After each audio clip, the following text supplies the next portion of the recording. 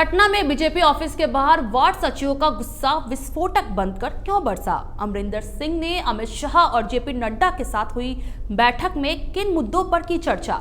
नवजोत सिंह सिद्धू के बयान पर रवनीत बिट्टू पुलिस से माफी मांगते हुए क्या बोले? इंग्लैंड क्रिकेट टीम पर किसका खतरा मंडरा रहा? नमस्कार, मैं हूं पूनम, आपके साथ स्वागत है आपका भारत की खबरें में। इन सभी खबरों को जानेंगे विस्तार से, मगर आइए उससे पहले देख लेते हैं सुर्खियां।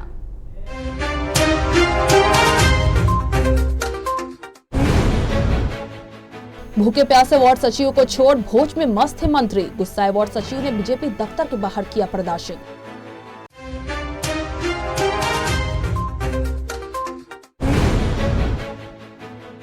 अमरिंदर सिंह की अमित शाह और जेपी नड्डा के साथ हुई बैठक, कई अहम मुद्दों पर हुई चर्चा।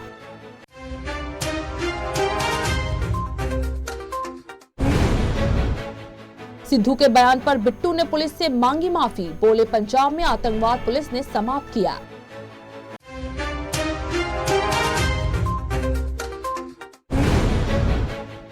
जब भारी बर्फबारी में फंसी किरेन रिजिजू की कार, केंद्रीय मंत्री ने नीचे उतरकर खुद लगाया धक्का।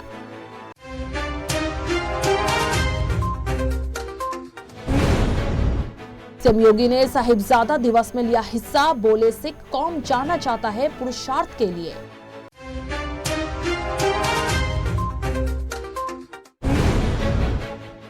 ओमिक्रॉन तेजी से पांव पसार रहा, दिल्ली में एक दिन में 63 नए मामले आए।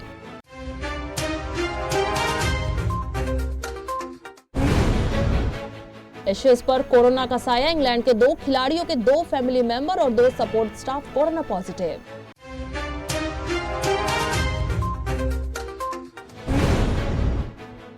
अंबाला दिल्ली हाईवे पर दर्दनाक सड़क हादसा, 5 लोगों की मौत, कई घायल।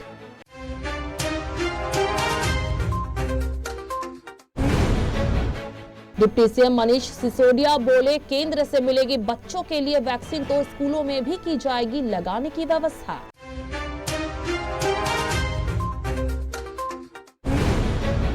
सलमान खान को एक नहीं 3 बार सांप ने डंसा, एक्टर ने बताई पूरी घटना। बिना वेतन 4 साल काम करने के बाद पद से हटाए जा रहे वार्ड सचिवों का गुस्सा सोमवार को पटना की सड़कों पर विस्फोटक बनकर बरसा। हजारों की संख्या में वार्ड सचिव भाजपा प्रदेश कार्यालय के बाहर पहुंचे। इन्हें उम्मीद थी कि पंचायती राज मंत्री हर सोमवार की तरह आज पार्टी कार्यालय जनता की फरियाद सुनने पहुंचेंगे, लेकिन मंत्री जी नहीं पहुंचे तो वार्ड सचिवों का गुस्सा हंगामे में तब्दील हो गया। हजारों की भीड़, हंगामा, जाम और नारेबाजी। पटना के वीरचंद पटेल पथ पर सोमवार को बस यही था। पटना के गर्दनी बाग धरना स्थल पर लगातार 12 दिन बैठे पंचायत वार्ड सचिव के पास जब सरकार का कोई संदेश नहीं पहुंचा तो वो खुद सरकार को सुनाने निकल पड़े। उन्हें लगा था कि हर सोमवार की तरह पंचायती राज मंत्री सम्राट चौधरी आज भी भाजपा कार्यालय में लोगों की फरियाद सुनेंगे, लेकिन जब मंत्री नहीं मिले तो धीरे धीरे भाजपा कार्यालय के बाहर भीड़ बढ़ती चली गई और धीरे धीरे ये संख्या हजारों की तादाद में पहुंच गई। गुस्सा जताते वार्ड सचिवों ने यहां जमकर नारेबाजी की। इस दौरान यहां मौजूद नेता चुपचाप पार्टी कार्यालय से भाग खड़े हुए। आपको बता दें कि वार्ड सचिवों के इस नाराजगी की वजह पंचायती राज विभाग की तरफ से 13 दिसंबर को जारी किया गया एक पत्र है। इस पत्र में पंचायत चुनाव संपन्न होने के बाद अब वार्ड क्रियान्वयन समिति के पुनर्गठन का काम 15 जनवरी तक पूरा करने का आदेश दिया गया है। पुनर्गठन का मतलब है पुराने वार्ड सचिव का कार्यकाल अब खत्म हो चुका है। पूरे राज्य में 2017 से 1,14,691 वार्ड सचिव हैं। इन्हें कोई मानदेय नहीं मिलता था। पंजाब के पूर्व मुख्यमंत्री एवं नवगठित पंजाब लोक कांग्रेस के नेता अमरिंदर सिंह ने केंद्रीय गृह मंत्री अमित शाह और भारतीय जनता पार्टी के राष्ट्रीय अध्यक्ष जेपी नड्डा से सोमवार को दिल्ली में मुलाकात की। भाजपा ने घोषणा की है कि वो सिंह की पार्टी के साथ गठबंधन में पंजाब विधानसभा चुनाव लड़ेगी। इस बैठक में तीनों नेता मौजूद रहे। आपको बता दें कि अमरिंदर सिंह पंजाब चुनावों के लिए एक रणनीति तैयार करने के सिलसिले में भाजपा के अलग अलग नेताओं से मुलाकात कर रहे हैं। समझा जाता है कि दोनों पार्टियां अकाली दल की विभिन्न शाखाओं को साथ लेकर एक बड़ा गठबंधन बनाएगी। पंजाब विधानसभा में कुल 117 सीटें हैं। एक और जहां वरिष्ठ नेताओं का मानना है कि पूर्व मुख्यमंत्री के अनुभव से निर्वाचन क्षेत्रों को समझने में मदद मिलेगी, तो वहीं कैप्टन ज्यादा सौदेबाजी करने की स्थिति में नहीं है। नेताओं का गठबंधन में सीटों का बड़ा हिस्सा भाजपा को जाएगा। पार्टी लंबे समय से सहयोगी शिरोमणि अकाली दल के साथ अपने अनुभव को देखते हुए राज्य में अपने संगठन का विस्तार और मजबूत करना चाहती है।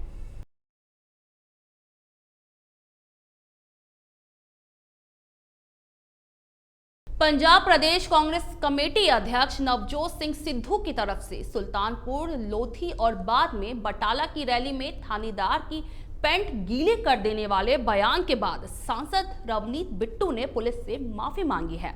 देर रात सोशल मीडिया पर वीडियो डालकर बिट्टू ने कहा कि ये बेहद गलत और आपत्तिजनक है। नवजोत सिंह सिद्धू का नाम लिए बगैर उन्होंने कहा, किसी भी राजनेता को इस तरह के बयान नहीं देने चाहिए। रवनीत सिंह बिट्टू ने कहा, अकेली पंजाब पुलिस ही ऐसी पुलिस है जिसने राज्य में पूरी तरह से आतंकवाद को समाप्त किया है।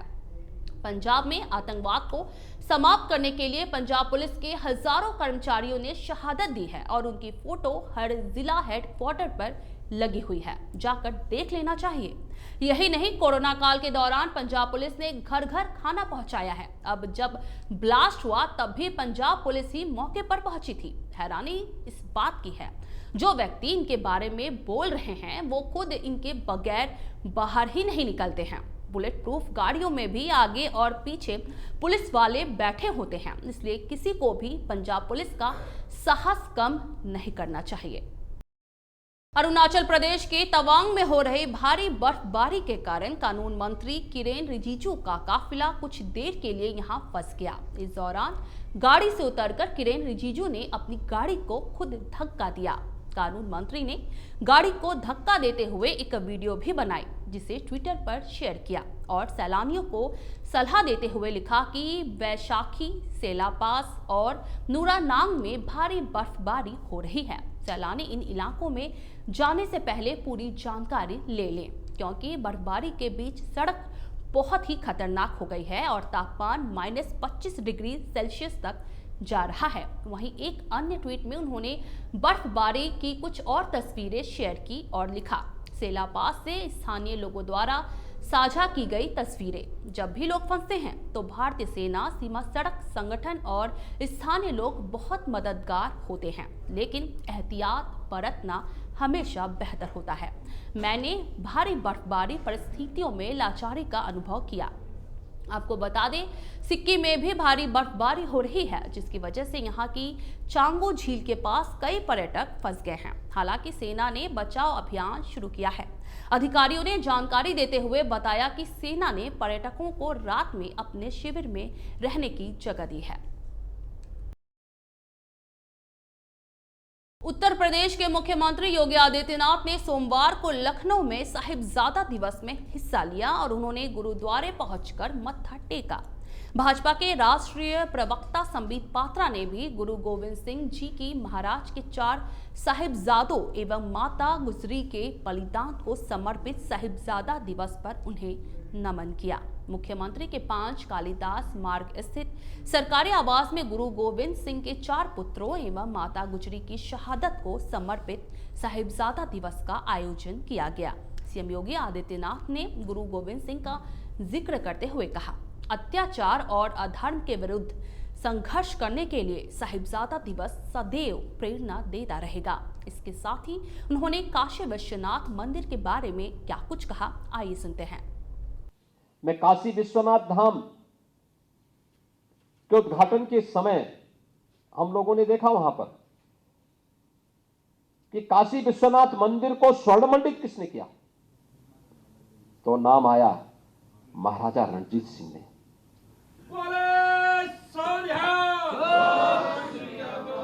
2 टन सोना लेकर के वे काशी विश्वनाथ मंदिर में आए थे और काशी विश्वनाथ मंदिर को स्वर्ण मंडित किए। औरंगजेब तोड़ता है और महाराजा रणजीत सिंह स्वर्ण मंदिर को स्वर्ण मंडित करते हैं।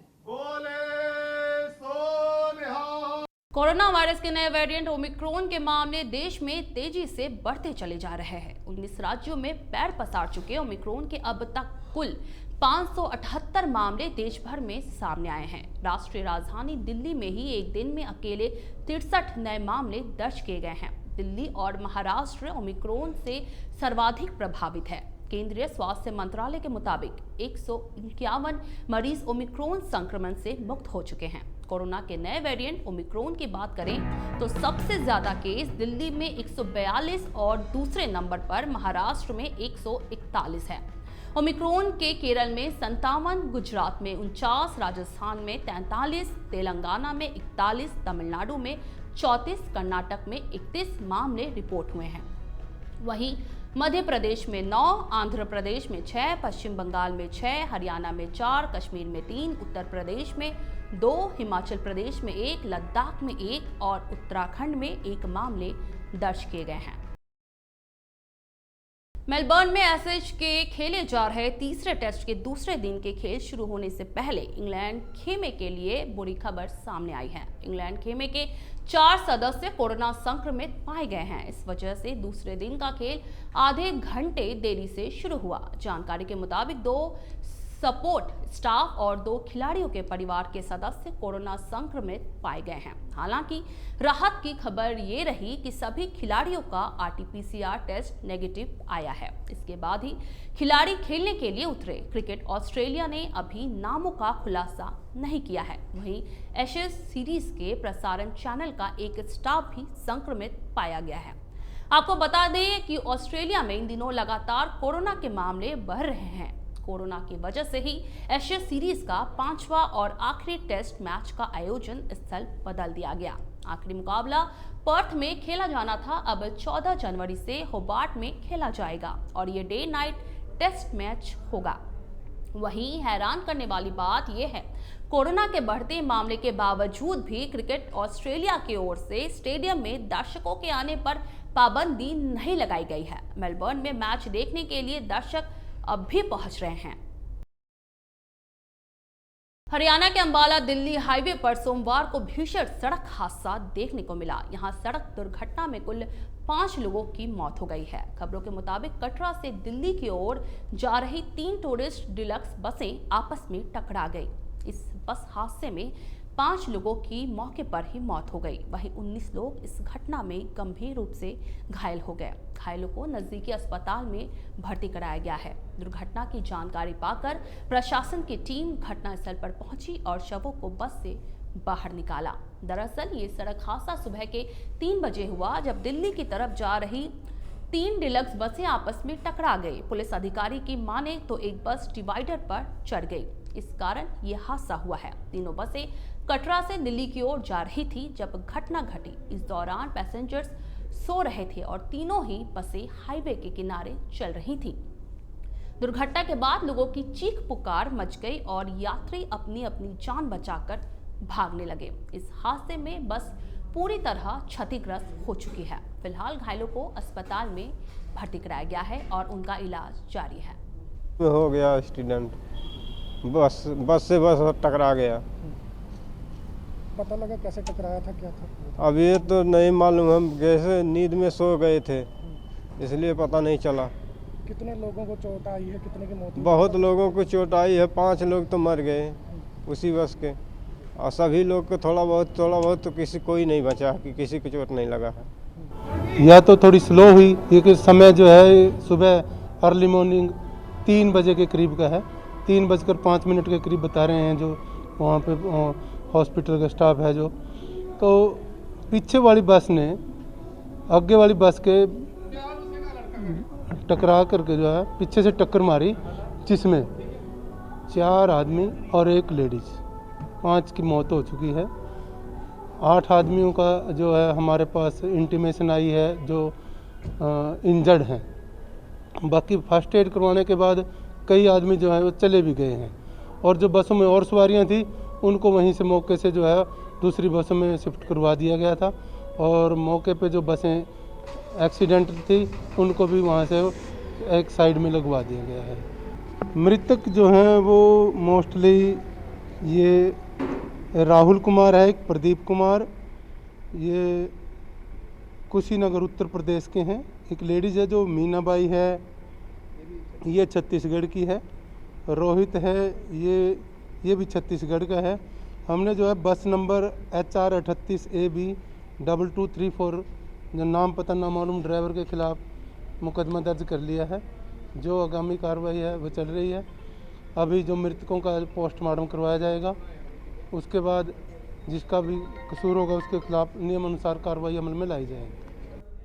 हुई है लगभग अभी तक जानकारी के मुताबिक 5 लोगों की इसमें डेथ हो गई है और बाकी घायल हैं। घायलों को इलाज के लिए ऑलरेडी डॉक्टर साहब संभाल रहे हैं और भी इंस्ट्रक्शंस दे दी गई हैं। इनके भोजन और इनके जाने का जो प्रबंध जो है करवाने लग रहे हैं और इनको यहाँ कोई दिक्कत नहीं आने दी जाएगी। कोरोना के बाद अब राजधानी में ओमिक्रॉन के मरीजों की संख्या में इजाफा होता जा रहा है। सरकार अब बच्चों के लिए भी टीके की तैयारी कर रही है। इस विषय पर दिल्ली के उप मुख्यमंत्री मनीष सिसोदिया ने कहा कि बूस्टर डोज और बच्चों के लिए वैक्सीन देने की व्यवस्था जैसे ही केंद्र सरकार द्वारा शुरू होगी वैसे ही हम इस पर काम करना शुरू कर देंगे। दिल्ली के स्कूलों में भी वैक्सीन लगाने की व्यवस्था की जाएगी। चंडीगढ़ की अभी जो नतीजे दिख रहे हैं उसमें आम आदमी पार्टी पहली बार इस तरह से वहाँ चुनाव लड़ रही है और बहुत शानदार वेलकम चंडीगढ़ के लोगों ने आम आदमी पार्टी का किया है।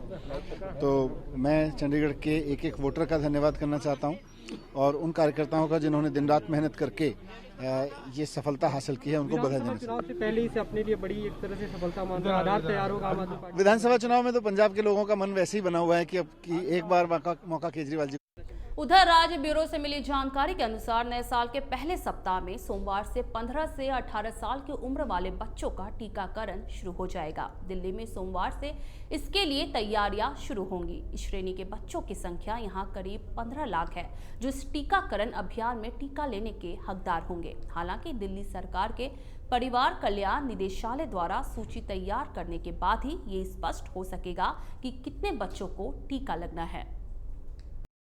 बॉलीवुड के मशहूर एक्टर सलमान खान आज अपना 56वां जन्मदिन मना रहे हैं। उनके जन्मदिन के इस खास मौके पर बॉलीवुड सितारों से लेकर फैंस भी उन्हें खूब सारी बधाइयां दे रहे हैं, उनके लंबी आयु की कामना कर रहे हैं। लेकिन इनमें सबसे इतर बीते दिन सलमान खान सांप के काटने की वजह से काफी चर्चा में आ गए थे। दरअसल सलमान खान को उनके पनवेल फार्म हाउस पर सांप ने काट लिया था और हैरान होने की बात तो ये है कि सांप ने एक नहीं बल्कि 3 बार उन्हें डसा था। इसके कारण एक्टर को 6 घंटे तक अस्पताल में भी रहना पड़ा था। सलमान खान ने इस बात का खुलासा उनके आवास के बाहर मौजूद मीडिया से बातचीत करते हुए किया। सलमान खान ने सांप काटने की कहानी साझा करते हुए बताया कि वो अब बिल्कुल ठीक है। उन्होंने ये कहा, ये ज्यादा कुछ नहीं था, एक सांप हमारे कमरे में घुस आया था क्योंकि फार्म हाउस जंगलों में बना है। कमरे के अंदर सांप घुस गया था। यहाँ पर जंगल में रहते हैं फार्म हाउस में, तो हम ये फार्म हाउस को कोई एकदम बड़ा नहीं बनाया, जैसे था वैसे ही है। तो कमरे के अंदर सांप घुस गया तो बच्चे डर गए थे, तो मैं चला गया। तो बोला एक लकड़ी दे दो मुझे, तो लकड़ी आई तो इतनी छोटी लकड़ी आई, तो मैंने बोला लंबी लकड़ी दो। तो फिर एक लंबी लकड़ी आई तो मैंने सांप को उठाया बड़े प्यार से और उसको बाहर लेके आया और सांप भी बड़ा प्यार से लिपट गया उसके ऊपर। और फिर वो सांप धीरे धीरे लकड़ी चढ़ना शुरू कर दिया, मेरे हाथ पे आ गया। तो मैंने सांप को यूँ ले लिया दूसरे हाथ में और वो लकड़ी छोड़ के सांप को मैंने पकड़ लिया छोड़ने के लिए।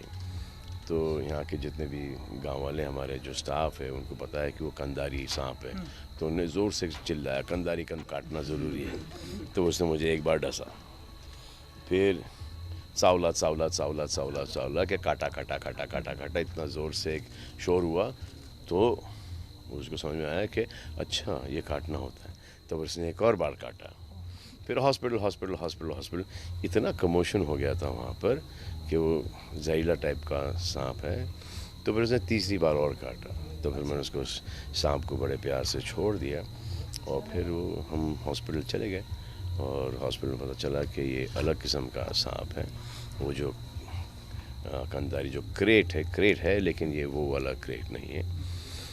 तब फिर वापस आए और वो सांप यहीं पर था, तो हमने उस सांप को प्यार से वापस यहीं पे छोड़ दिया। अब आपकी तबीयत तो ठीक है? कैसी लग रही है आपको? फिलहाल आज के बुलेटिन में इतना ही। कल होगी फिर आपसे मुलाकात, तब तक के लिए देखते रहिए CN राष्ट्रीय। नमस्कार।